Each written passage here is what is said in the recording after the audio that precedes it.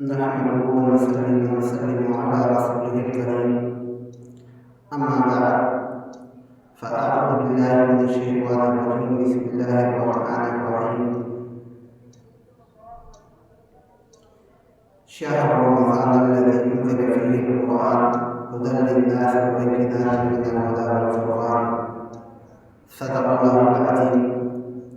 اللهم صل على محمد وعلى آل محمد كما صليت على إبراهيم وعلى آل إبراهيم إنك حميد مجيد.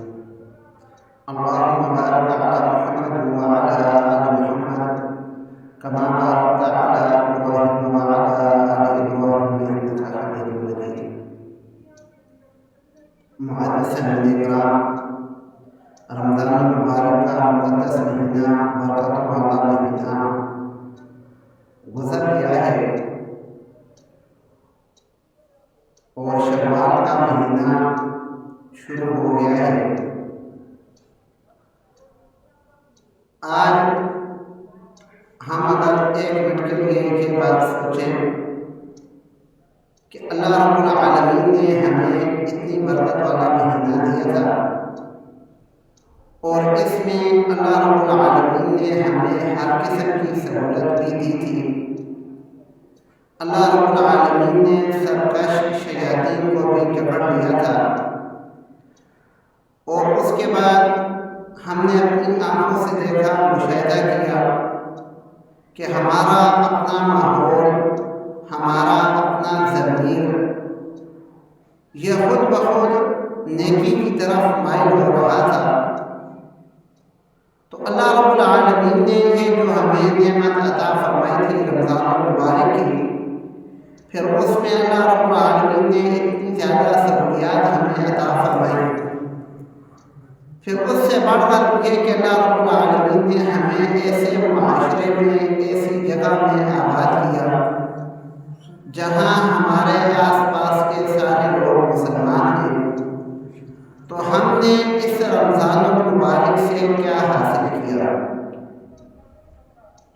اور ہمیں کیا حاصل کرنا چاہیے تھا؟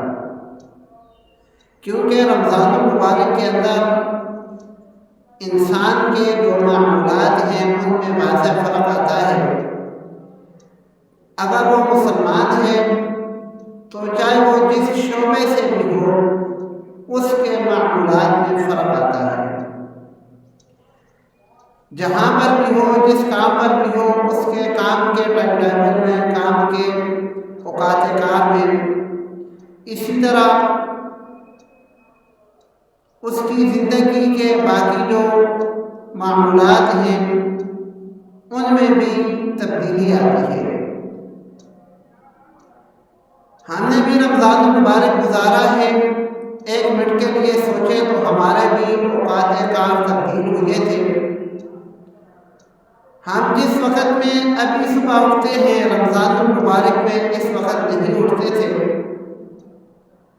ہم ابھی جس وقت میں سوتے ہیں رمضان المبارک میں اس وقت ہم نہیں سوتے تھے. جس وقت اب ہم لوگ کام میں جاتے ہیں رمضان المبارک میں ہمیں ہمارا کام پر جانے کا یہ وقت نہیں تھا.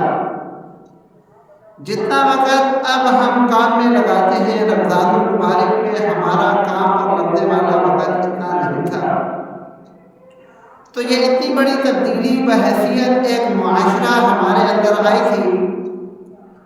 اور پھر اللہ رب العالمین نے بھی شیاطین کو جکڑ رکھا تھا اور ساتھ یہ بھی اعلان کر دیا تھا کہ جو عمل بھی کرو گے اس کا اجر 70 گنا بڑھا کر عطا کیا جائے گا. تو ہم نے نیکی کے کون کون سے کام کیے ہیں؟